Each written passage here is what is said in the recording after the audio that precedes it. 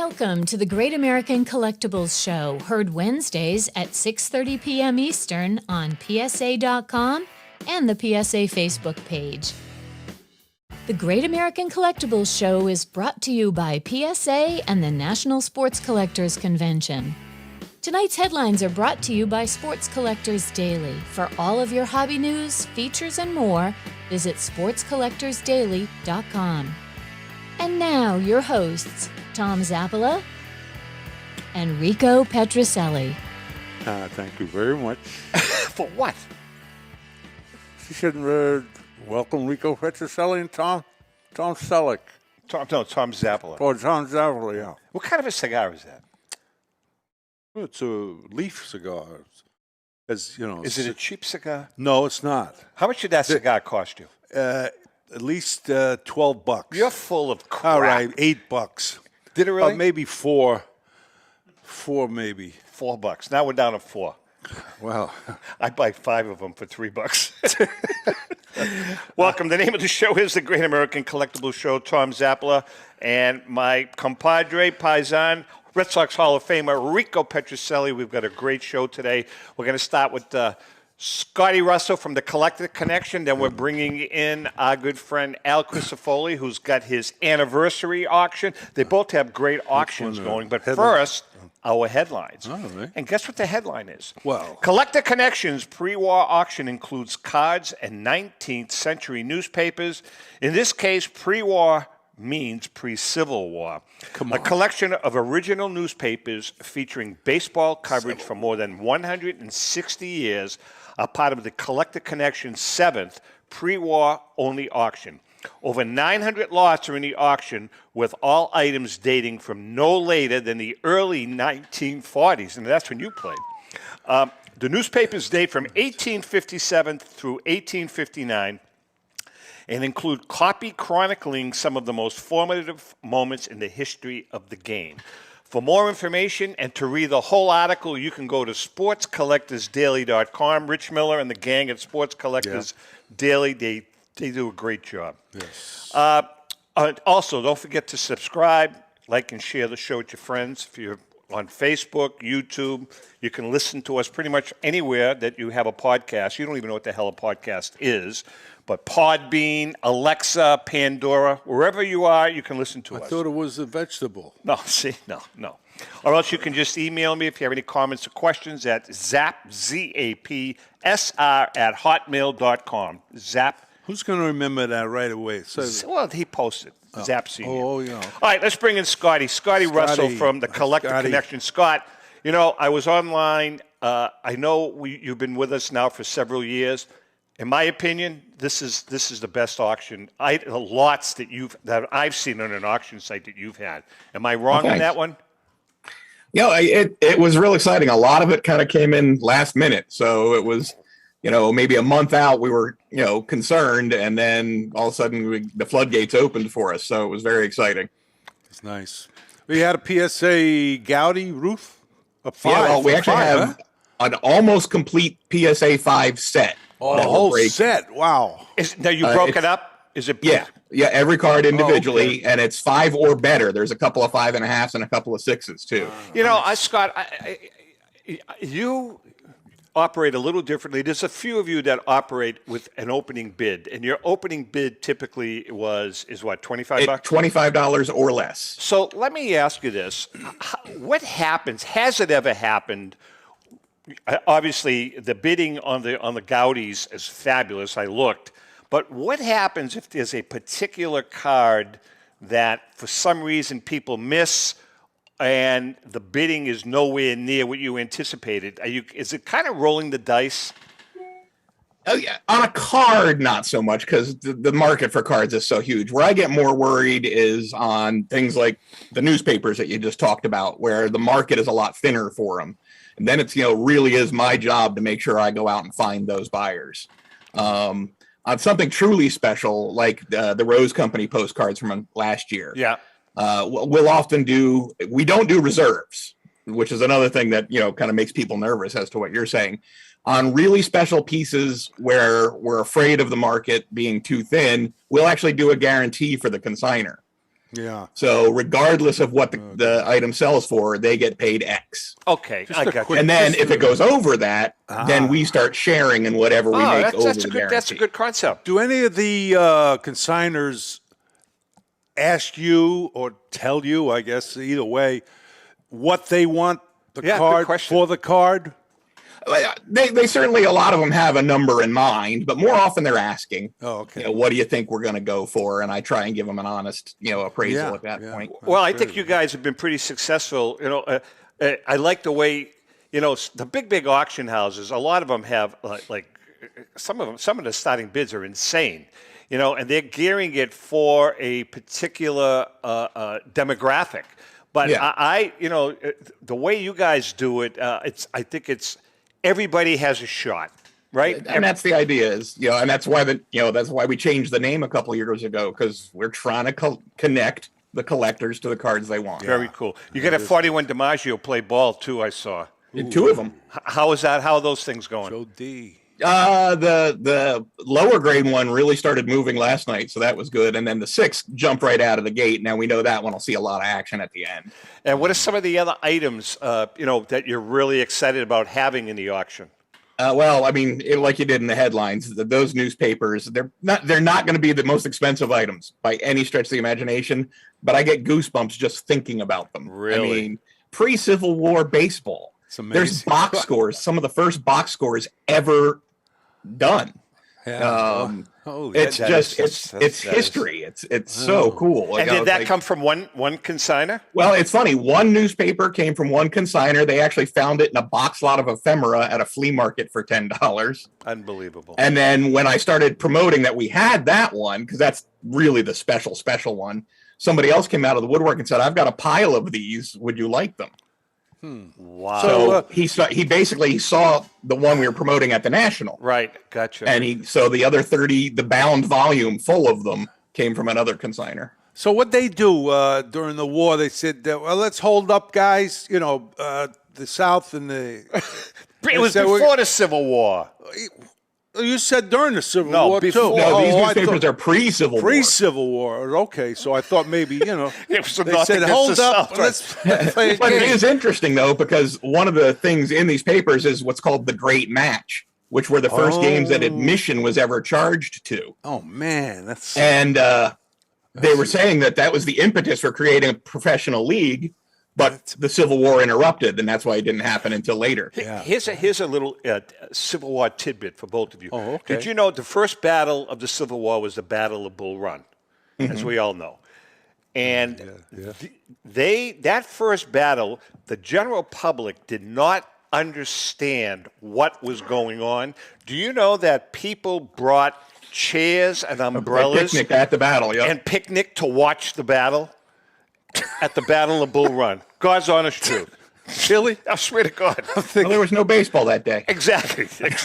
I'm thinking of when you go to the kids' soccer game and they got all the parents Exactly. there. Same thing. Come on, That's let's what go. they did. Oh, Hey, geez. Scotty, what about baseballs? Do you have many? You have a Well, a lot of autographs. Only one autograph ball, but it's a pretty special one. 31 Cubs with Hack Wilson on it. That's a really cool one. And Hack's just a tough autograph. So.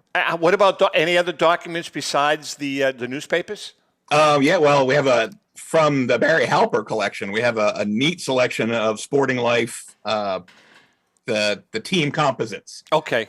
15 of them with the original portfolio cover from the Sporting Life. Very cool. And that we actually are doing is a lot because I felt that was bad to break up. That there's too much kind of history with that piece to break it up. So normally that's something that we break up if we just got a stack of them. Yep. But these really belong together. So when does the auction end? Nice. It ends Sunday the 27th. So that's this Sunday. I have to get my Sunday. bid in. See, Yeah. that's a good thing to do. Which one? Thursday after Thanksgiving, Thursday night. Yeah. Get in there, get a You couple fight the of bids in. tryptophan and put your bids in. Absolutely, So, absolutely. a particular card you're going for? Oh, You're going to look at it? All right. Yeah, No, I don't want to put pressure on You you. need the Wagner autograph to go with your new card. There you go. Hey, what is your website address? Easy, thecollectorconnection.com. Great. Scotty, wish you the best, brother. Yeah, and great. we'll get a bid in this week. We're going to get a Sounds bid in. good. Take Thank care. you, guys. Happy Thanksgiving to you too, Scott. Scott, You too, Rico. good Thank guy, you. man. Good guys. Scott Russell from the Collector great. Connection. He is. Hey, listen, These before guys we are bring great. Alan, why don't you tell us, I know you can't see that, Father, that's bigger print, about the Philly show. Wait a minute, I got to put my glasses on. Is that okay? Yeah, go ahead. All right, you know how I feel about the Philly show. Oh, man. And, okay, ready? Folks, East Coast Sports Marketing and Hunt Auctions are pleased to present the Philadelphia Sports Collectors Show, the Philly Show, from Friday, December 2nd to Sunday, December 4th, held at our new location. That's a new one now. Get this. The Greater Philadelphia Expo Center Hall, A, 100 Station Avenue, Oaks, Pennsylvania, 19456. Did you get that down? I got it. Shop over 250 of your favorite hobby dealer booths on over 75,000 square feet of sports collectibles heaven from the 1800s to present day. Major sports auction houses and third-party grading and authentication companies are on hand also to assist your collecting needs. The Philly Show is family-friendly, and all kids 12 and under get in for free. Autograph guests, get this, to include Baseball Hall of Famers Wade Boggs, Vladdy Guerrero Sr., who was a great hitter, great player. Philadelphia Eagles greats Brandon Graham, Keith Byers, Seth Joyner, and many more. And many more was one of the all-time greats. For more information, go to PhillyShow.com. Remember, since 1975, the Philly Show is where it all started. All right. Good job, Rick. Good job. Manny Moore was a good player. Yeah, Manny. He was Very good player. Good old. All right, listen, now we're going to bring in our main guest who has newly coiffed hair. And he looks quite handsome. Handsome guy. He is. Good. I'm a little sad that he cut the hair, but his wife was putting big time pressure on him, so he caved. You know, can I say one thing? What? It's true. There comes to a point where when it grows too long, it starts not looking good. You see Al? You see him? He thinks, you know what he's going to do? I don't know if you can see the back. Look at this. See? You know what he hopes? That it gets so long that he could put it on top to get that bald spot out of the way. David, should I cut it? Thank you. Come on, hippie. I'm keeping it. All right, listen, let's bring in our good friend, Al Crisafulli from Love of the Game Auction. First of all, congratulations, man. 10 years in the auction business, and your hair is not gray, number one.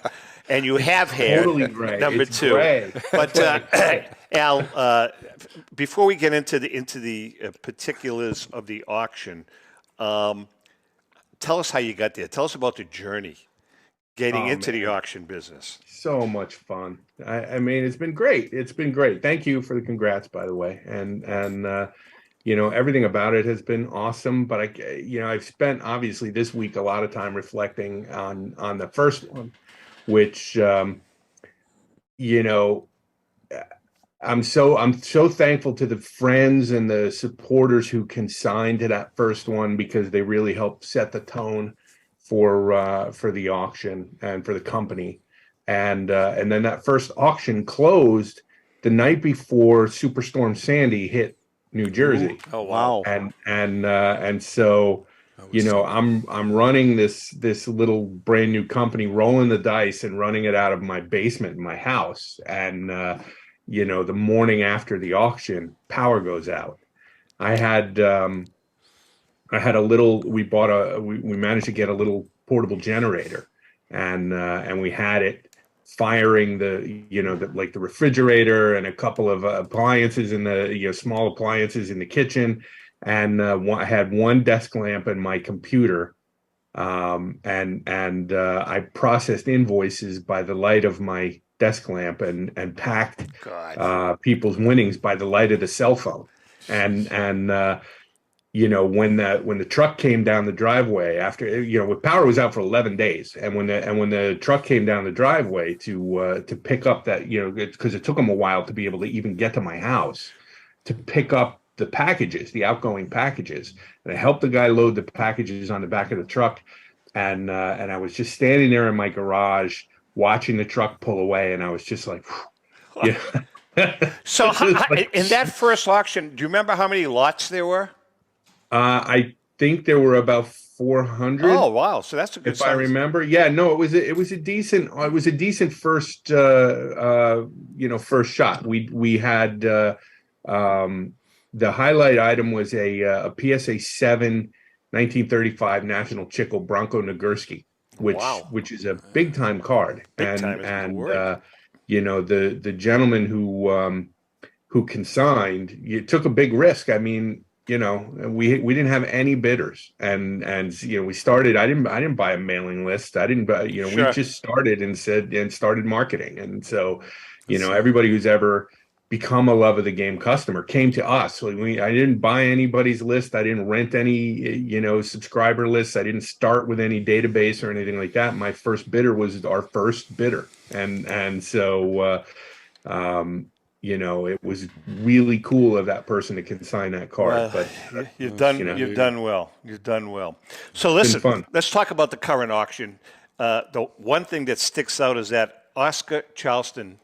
Tell me about that one, man. Monster. Oh. That's a monster card. Who is he? Cards of Oscar Charleston, just don't come around. Oscar Charleston, many people feel is the best player to ever play the game. He played in the Negro Leagues, and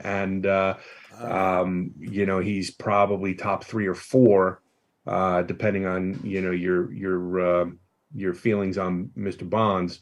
And I think that his cards are so rare in general; they almost never make themselves available. And the Beacon cards are particularly beautiful because they're photographic cards. Yeah. So the contrast is really nice. It's a very desirable set.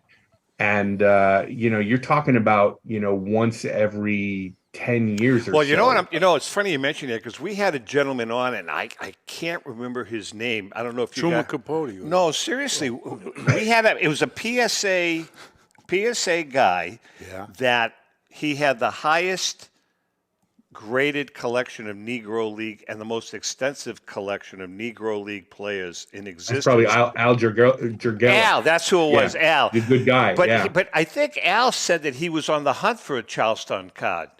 Well, hopefully he'll hunt down this one. That's what I'm saying. Yeah, we're gonna get. It was Al Jergella. That's who it was. Yeah. Al Jergella.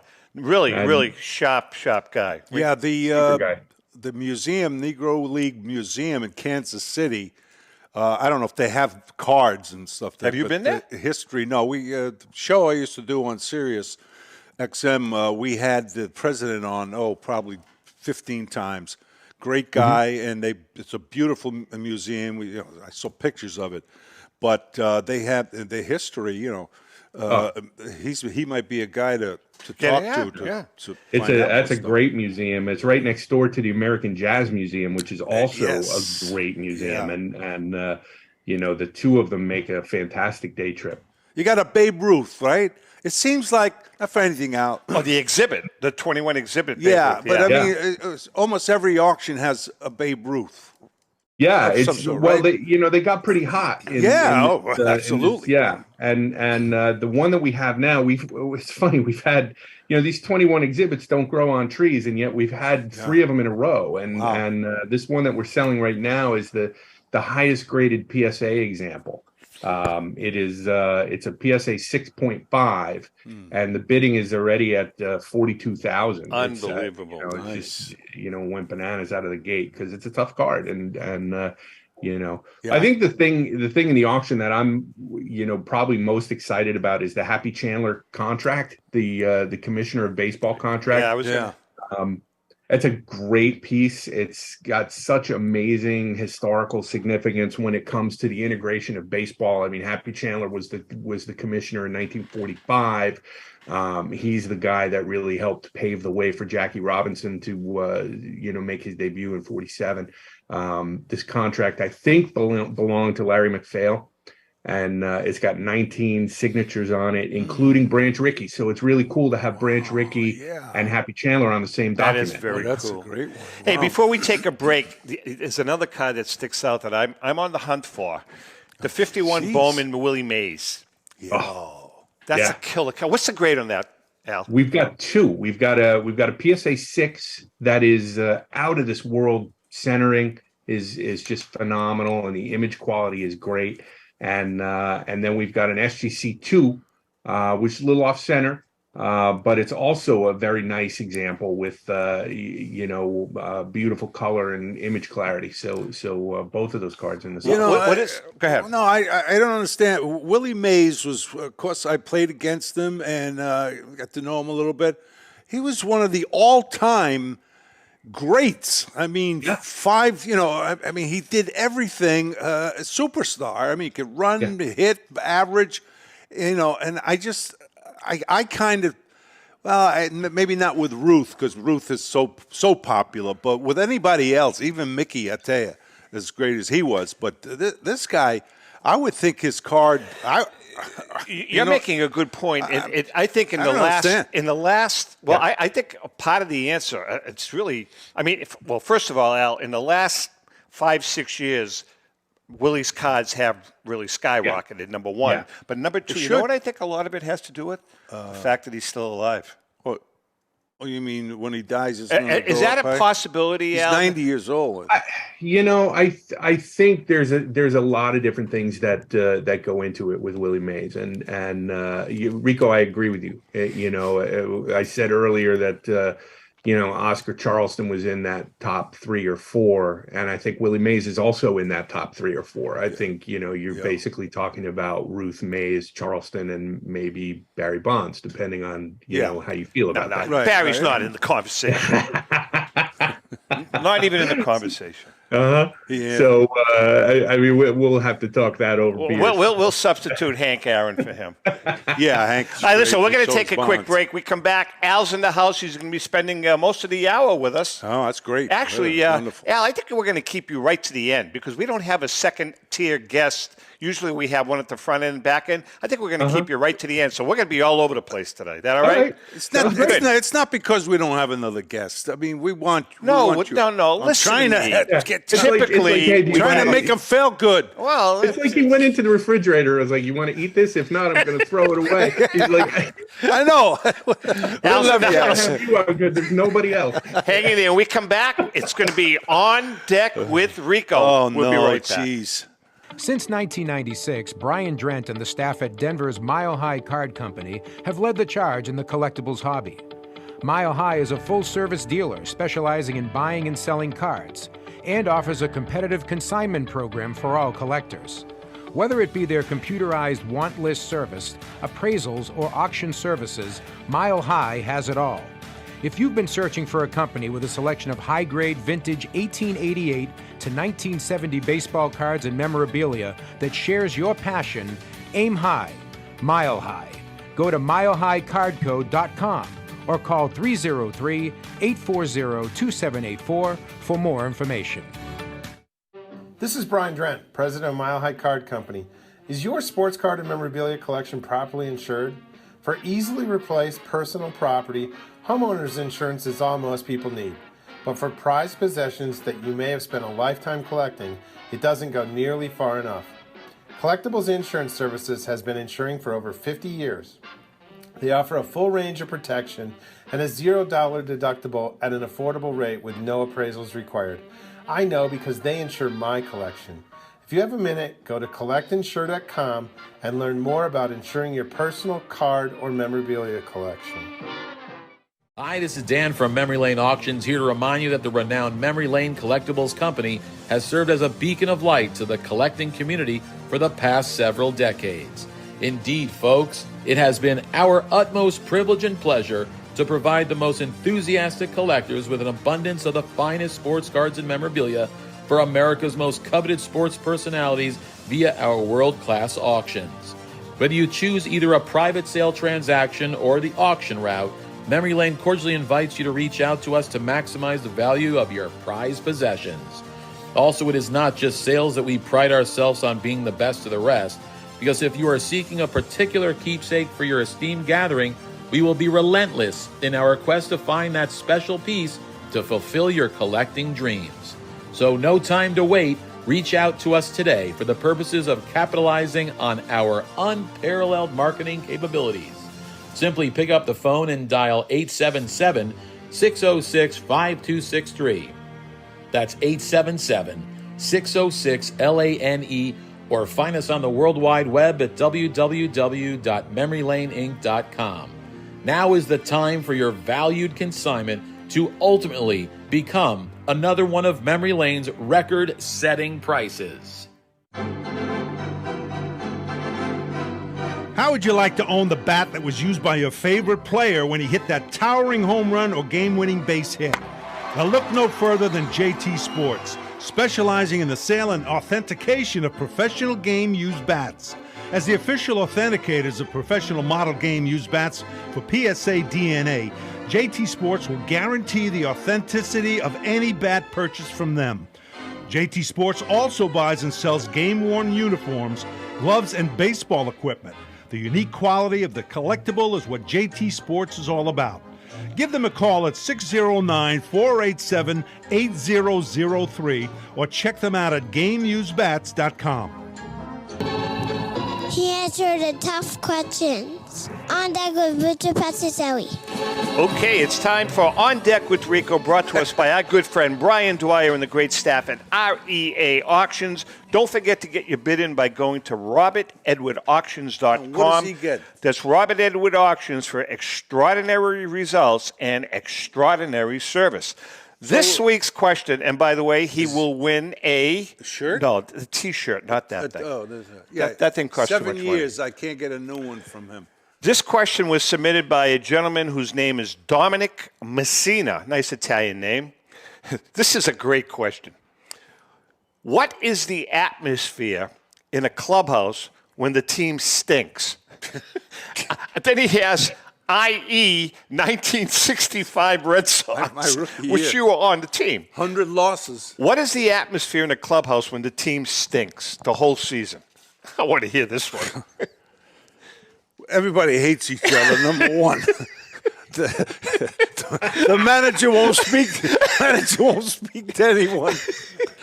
We used to have, we had the table afterwards where the clubhouse guys would put a spread on, so we could have a sandwich or something afterwards. The manager would come off after like the 95th law and start the table would throw the table of food at us. He says, I don't believe it. Billy Herman. Billy Herman was the manager. Poor guy aged about 50 years. Oh, So God. did you guys used to blame each other? Like if a pitcher sucked? Yeah, what we would used you to tell him, you suck, boy. Holy jeez. Oh, jeez. Where'd you hold that ball? Go out there and say, where'd you hold that? It's well over here. Well, don't do it again.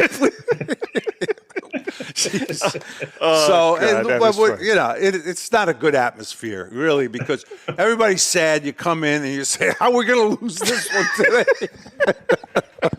God. That team was bad. Yeah, it was bad. That 65 team was god-awful. 100 losses, man. 100 losses. Yeah. Minnesota beat us 17 out of 18. Wow. We wanted part of their World Series share. We got you here, guys. That was a classic. All right. Hey, listen, before we get back to Al, I want to give our book a plug because it's Christmas time. And this book, actually, they just submitted this book. We've been nominated for a Ben Franklin Award. We're hoping that we win again. Yeah. The Diamondbacks Collection, 50 of the Greatest Cards in Sports Collecting History. This book was written by myself, Ellen, John Mallory, and contributions by our good friend Joe Orlando, who is now with Heritage Auctions. Nice. Joe was with PSA when we did the book. This is kind of a cool book. It's about the collection of Arizona Diamondbacks owner Kenny Kendrick, who, in my opinion, his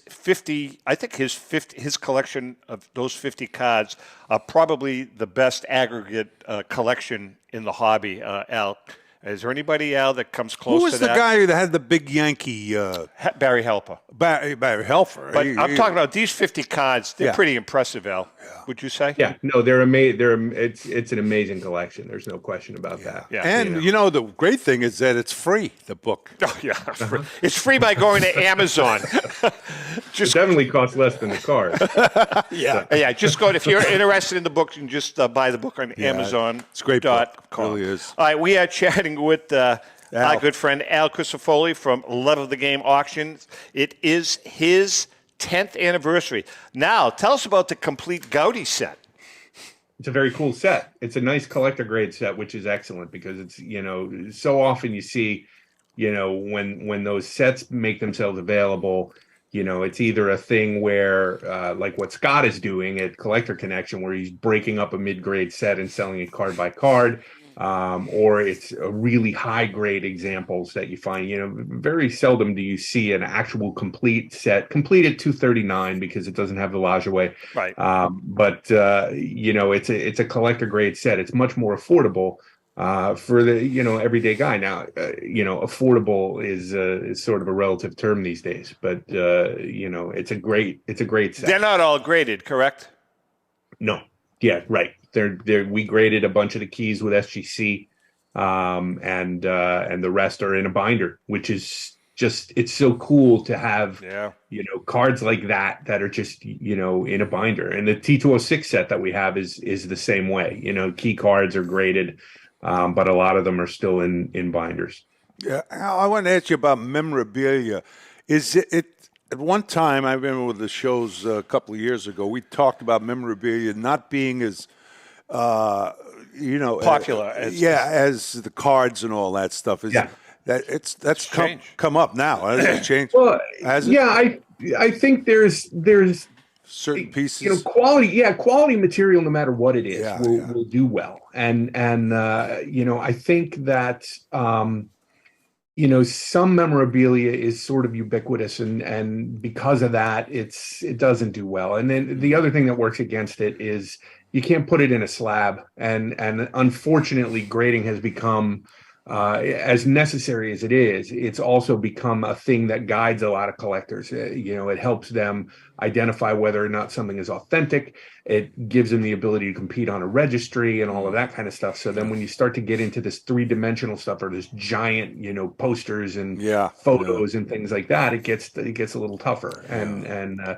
But we've seen with the advent of grading tickets and photos, that those things have really started to skyrocket. And hopefully I think people will start to realize that things that were not intended to be collected when they were manufactured are really cool collectibles. And, I agree with you, Alan, there, because I've started kind of gravitating towards memorabilia. It's just cool pieces that are, one of a kind that I kind of like. I think part of it too is displaying it. You can display a slabbed card, no problem. But I purchased that Grover Cleveland Alexander contract several months ago. I don't want to. I mean, how do you display that? I'm not going to open it up and put it. You know what I mean? So that's in a safe. So it becomes an issue because you want to share it with people, and there are memorabilia pieces that are really easy to display. I've gotten into large format team photos, exactly, mostly, and they're all over the office, and I think they're great. They're some of my favorite pieces, especially 19th century team photos. I love them, and I like them better than cards. Now, beside the Chandler contract, do you have any other memorabilia in the auction? Yeah, one of the things that I'm most proud of about this auction, which may not be the most valuable thing, but we have a complete run of ticket stubs from every Brooklyn Dodgers versus New York Yankees World Series game. Wow! Yeah, it's great. There you go. And what we did was in the catalog we enlisted the help of Mark Armour, who's with Sabre, to write an article about the Dodgers-Yankees rivalry. And we laid this thing out where there's a summary of each World Series in the catalog. It's really, really neat, with stats and line scores and all of this, and then the ticket stubs. Really proud of the way that came out. It was a really kind of a cool way to focus on an individual collection like that is kind of really neat thing. And there's also, we've got a lot of scorecards. We've got the scorecard from Ted Williams' last game. We've got the scorecard from when Joe DiMaggio's hitting streak was broken up, and a number of other things like that in the auction too. Oh, it's nice. Pre-war memorabilia too. Which war was that? I know we have so many. All the wars. Yeah. I generally think of pre-war, and it's funny, I've always thought of it this way, of pre-war as being 1948 Leaf and beyond, okay, and earlier. But a lot of people I'm starting to see consider 1941 play ball to be the cutoff there. So I consider 48 Leaf. Yeah. Now you've got a 51 Bowman Mantle, which is a card that's close to my heart. Talk to me about that card. Is that card moving upward? I think when you start to think about what's going up, I think you can never go wrong with Mickey Mantle.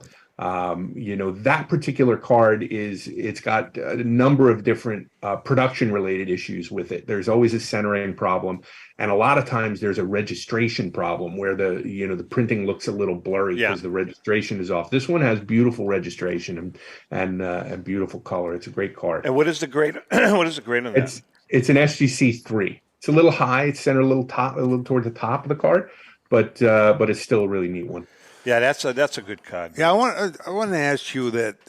What do you see that's different in the hobby? You see a trend starting to come around. Now, with the way the economy is and all that stuff. Is any signs of something different? I think that there's been some softening on the modern side of the hobby. People tend to gravitate towards quality material no matter what it is.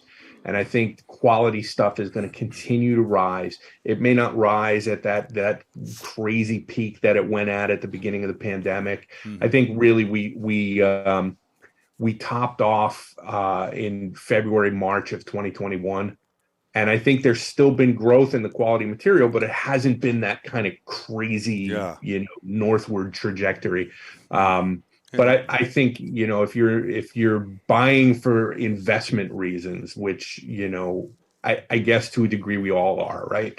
If you're buying for investment reasons, I think if you focus on quality material, then you're going to be fine. So stuff like Mickey Mantle, the first 5 guys inducted into the Hall of Fame, I think, you can't go wrong with those guys. You can't go wrong with Jackie Robinson. You can't go wrong with high quality Negro League material. You can't go wrong with 19th century Hall of Famers. These are players who are not going to get busted for steroids tomorrow. They're not going to, say something dumb or embarrass themselves in social media. Their careers are over and their legends have already been written.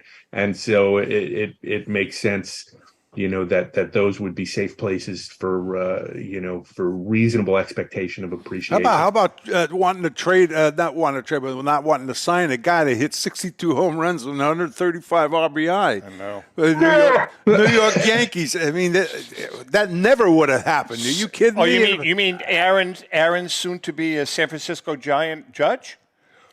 Yeah, maybe he will be. But no, I can't believe it. I cannot believe it.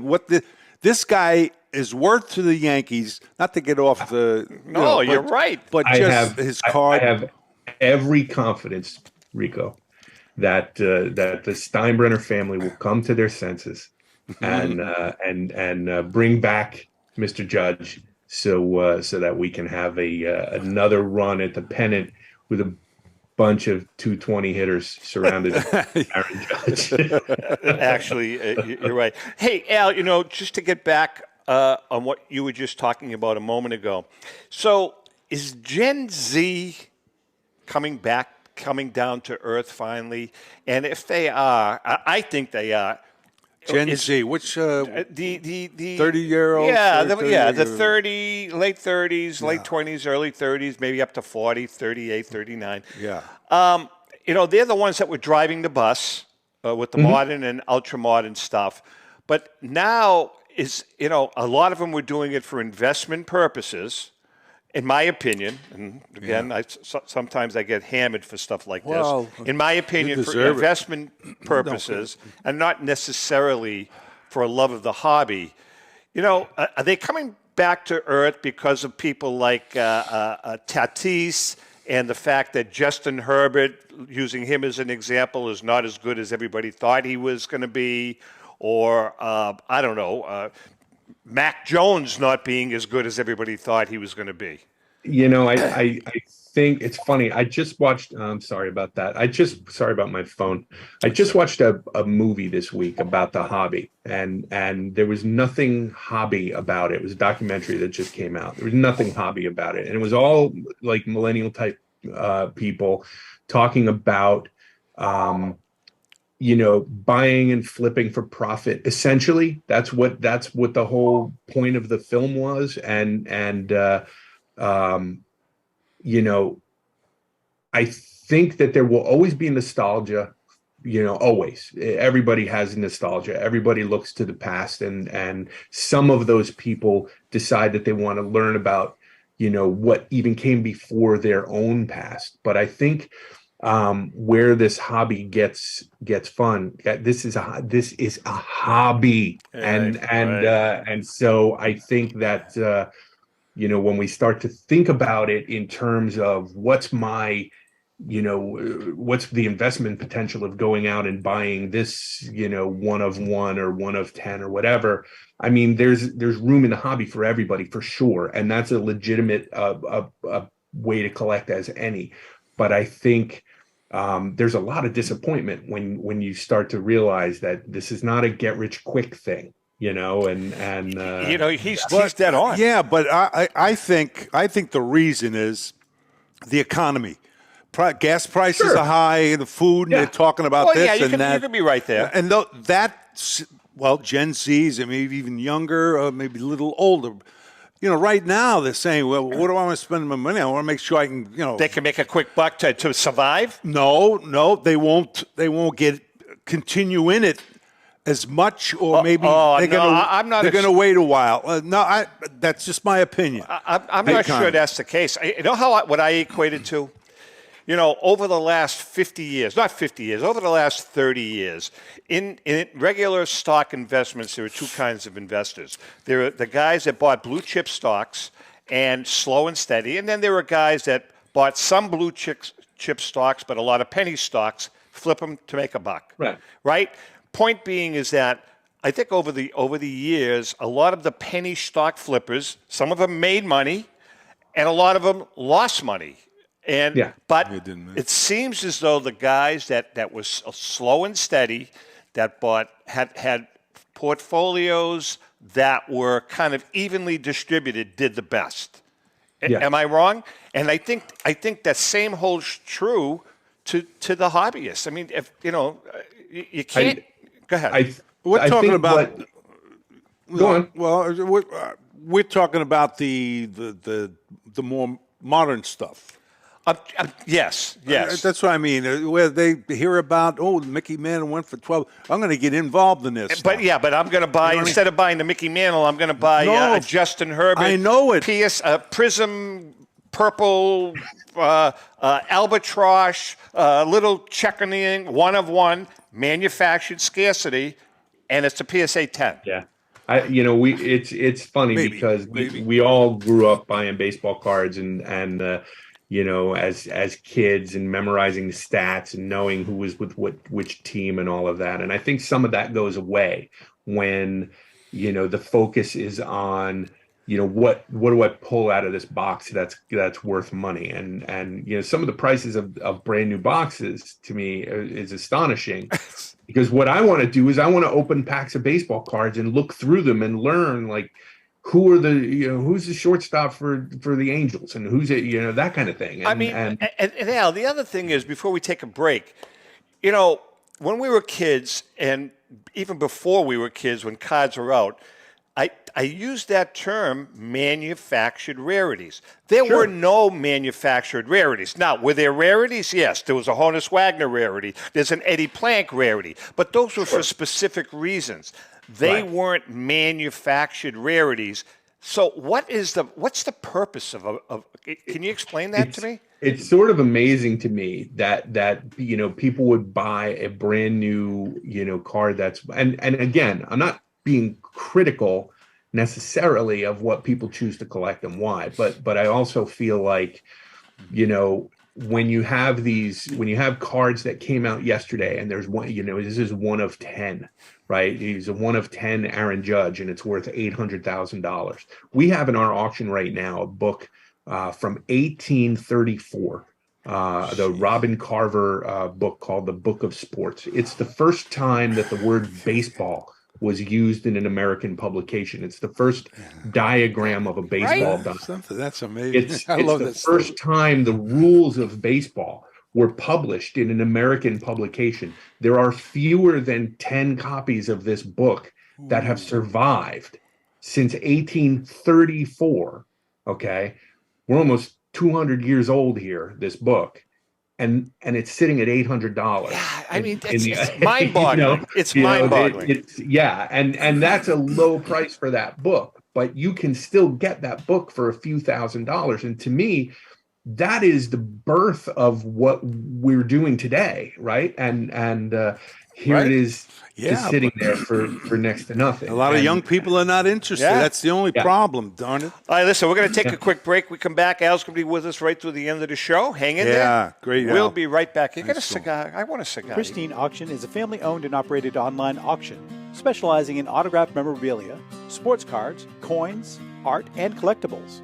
Since their founding in 2010, they've grown to 2 facilities in Phoenix, Arizona, totaling over 60,000 square feet. Jared Cavalier and an incredible staff of over 150 team members serve a very large customer base and enjoy every minute of it. By working with leading authentication companies, Pristine ensures all items are 100% authentic. In addition, third-party authenticators regularly travel to Pristine Auction to provide authentication services on site. Pristine Auction strives to operate its business in a way that's honoring to God, their families, and their customers. With a strong focus on speed, quality, and premier customer service, their mission is to be the leading online auction for every level of collector and fan. Pristine also works for Hope Sports and Identity Hoops International, traveling to Mexico to build houses for the less fortunate. Pristine Auction offers several online auction formats with thousands of auctions ending each day. For more information, go to pristineauction.com. That's Pristine Auction, the best in the business. If you're a discerning collector interested in owning the most important pieces in the hobby, look no further than Leland's Auctions. The original sports auction and appraisal house, Leland's was established in 1985 by legendary Pioneer founder Joshua Leland Evans. And today, President Mike Hefner carries on the tradition. From the Tom Brady card and memorabilia collection to the famed Boston Garden Auction to high-end card auctions from every major sport, Leland's has always maintained the highest standards. Go to Lelands.com and get your bid in. That's Leland's, the hobby's leading sports auction house for 4 decades. It's often been said that championships are won on the practice field, and world records come only to those willing to work harder than everybody else. Heritage Auctions is the world's largest collectibles auctioneer because we believe that becoming the best is only an invitation to the challenge of remaining the best. This requires the skills of the hobby's top experts, capable of identifying and maximizing value for our consigners. It requires the most visited website in the industry, courting a global audience of collectors over 1.5 million strong. It requires a dedicated press department that expands our global reach far beyond the entrenched hobby marketplace. It's hard work, but a simple premise. Present the finest collectibles to the largest population of potential buyers, and world records will come. We invite all listeners to put the unmatched power of Heritage Auctions to work for you. Auction evaluations are always free, and our commission-based fee structure ensures that our interests are always aligned. The highest possible price for your collectibles. There will always be new world records to chase, so let's chase them together. Visit our website at ha.com and request your no-obligation review today.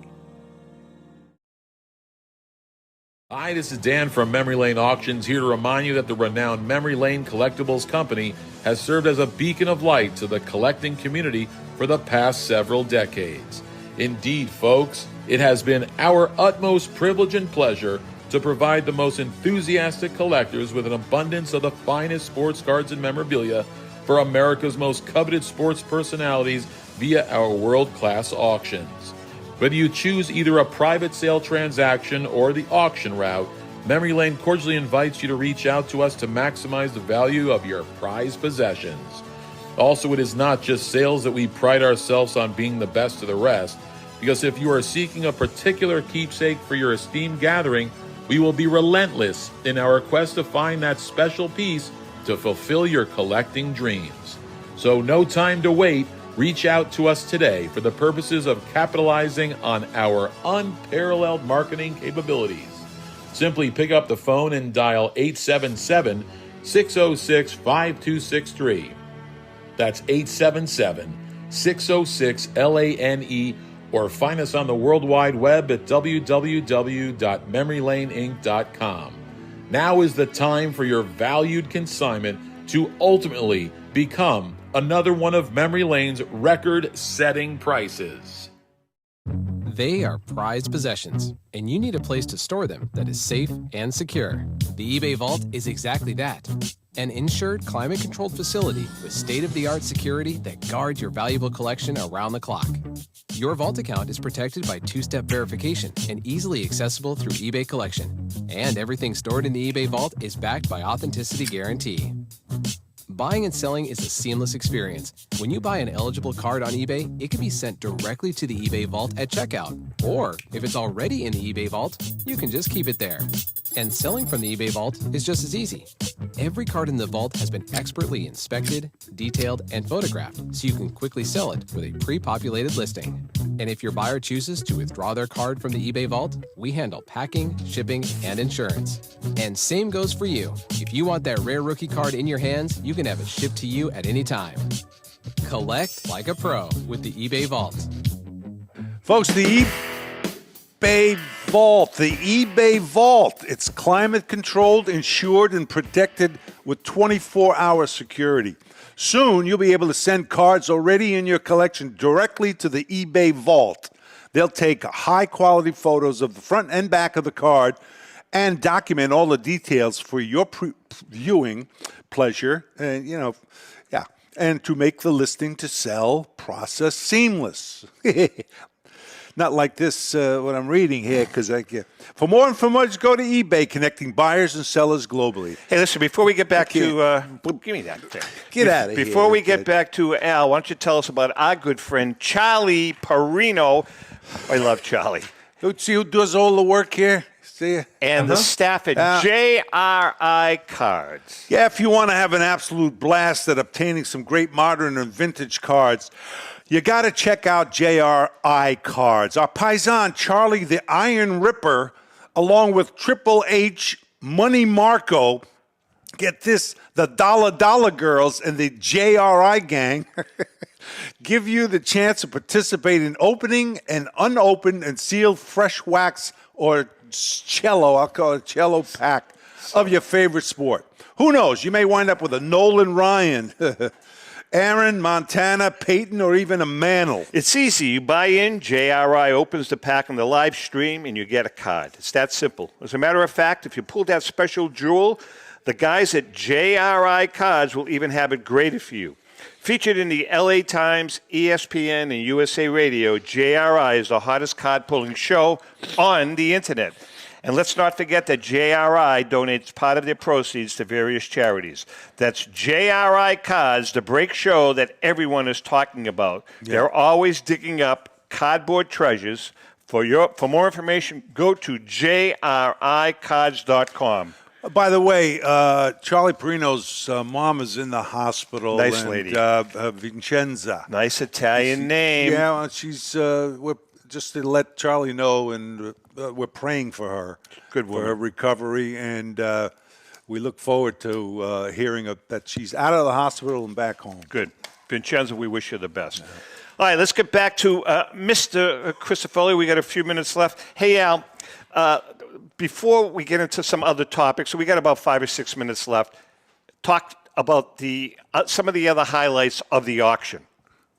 We've got a beautiful Kareem Abdul-Jabbar rookie card, SGC 9. Wow, which is a monster card. We've got a beautiful Sporting Life W600 Hannes Wagner. Probably our greatest collection of vintage baseball photography that we've ever had. Some beautiful Gehrig photos, a couple of beautiful Jim Thorpes. 1916 Boston Red Sox. I think that was your rookie season. I saw that, Rico. 1916 Sox. Yeah. Oh, geez. Yeah, I like to see that. With Babe Ruth. See how it came out. A beautiful. One of the cool things that I found, or that we've got, is a scrapbook, and this is a great thing.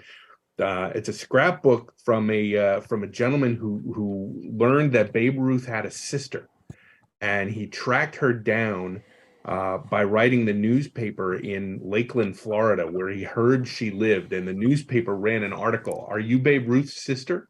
And through that article, he found her, and they became pen pals. And she eventually sent him a photo, a signed Babe Ruth photo that Babe Ruth signed for her, his own sister, and she signed the back. And what comes with this lot is the whole scrapbook that documents his whole chase for to find Babe Ruth's sister. He was a big fan. Cool. Like sort of a legendary fan that had access to players. So there are also letters in there from Red Barber and Wade Hoyt and a bunch of media personalities and that sort of thing. It's a really neat scrapbook that's highlighted by this signed Babe Ruth photo. That's nice. Great provenance. Good and it's a beautiful signature. Charlie, collectors that are listening, watching, what advice would you give them for the rest of this year and in 2023? It's the same advice that I give everybody at any time. Buy what you like, buy what you know, learn about the thing that you're collecting, and try not to think of it purely in financial terms, in terms of, what is it that is it going to appreciate? Buy the stuff that you like. Yeah.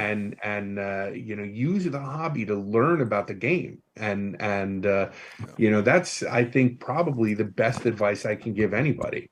The time that you spend in the hobby is the time that you spend enjoying the hobby has monetary value as well, right? You could be doing anything, and here you are, investing yourself in sports or in baseball. And that's great. That's great quality time. Al, the other night, we just past Saturday night, we took out the whole gang, radio, TV podcast, video podcast gang out for dinner. Just as kind of a thank you. We all went to a beautiful Italian restaurant. And I want you to take a look. Everybody was dressed, and Rico came in with just a magnificent hunting shirt. I think they were jealous. I think after the meal, and you can see it on the screen, I think after the meal, Rico decided to go up to Vermont to go do a little buffalo hunting or whatever the hell, moose hunting up there. Chopping wood. Right? Now, the story behind that is, I asked Rico, I said, Rico, where the hell did you get that hunting shirt? LL Bean. He said, well, I had an appearance up at LL Bean in Freeport, Maine, and how many did they give you, 5? Yeah, well, I didn't want to take them, but since they were for free, I took them. Yeah, there was 5 He looks like he's going to go cut down some trees. That's exactly. He looked like Paul Bunyan. I said, you look like Paul Bunyan in a restaurant, a beautiful Italian restaurant. He looks like, look at that's his wife next to him, and even she's looking at him. Now, one last thing, Al. He's eating dessert. Now, they come by. Thank you. They came by and asked us for dessert, and, we order a cannoli here or a tiramisu here. He orders 2 desserts. I want 1 vanilla ice cream dessert and 1 chocolate ice cream 2 scoops, right. 1 small and 1 small, right. So, go ahead. No, you wiped out the whole thing. Well, the scoops were like this big. And you ate it all. Well, I had to. Right. I don't want to waste my money. Melt. You can't take it home. Oh, it's so good, though, Al. I'm with Rico on this one. All right, now listen, we wish you the best with the great auction. seeing you. Congratulations on 10 years. Wishing you 10 more healthy, happy years. It's that's all 10? Well, 20 more. No, we'll do it in 10-year increments. 10-year increments. Well, okay. 10-year increments. If I don't see you. But Al, the other thing is, you've been a big part of the show since we started. You get it. You understand what we're all about, and we're really appreciative of that. Absolutely. I love coming on with you guys. It's always good to see you. Happy holidays to you. Yeah, happy Thanksgiving. Happy holidays to everybody who's listening and watching, and hopefully, loveofthegameauctions.com. And get your bids in, baby. Get your bids in. Man. Got a couple more days.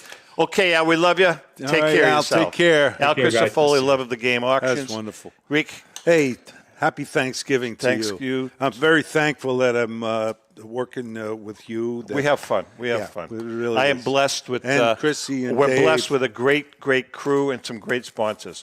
With that being said, everybody have a healthy and happy Thanksgiving and happy collecting.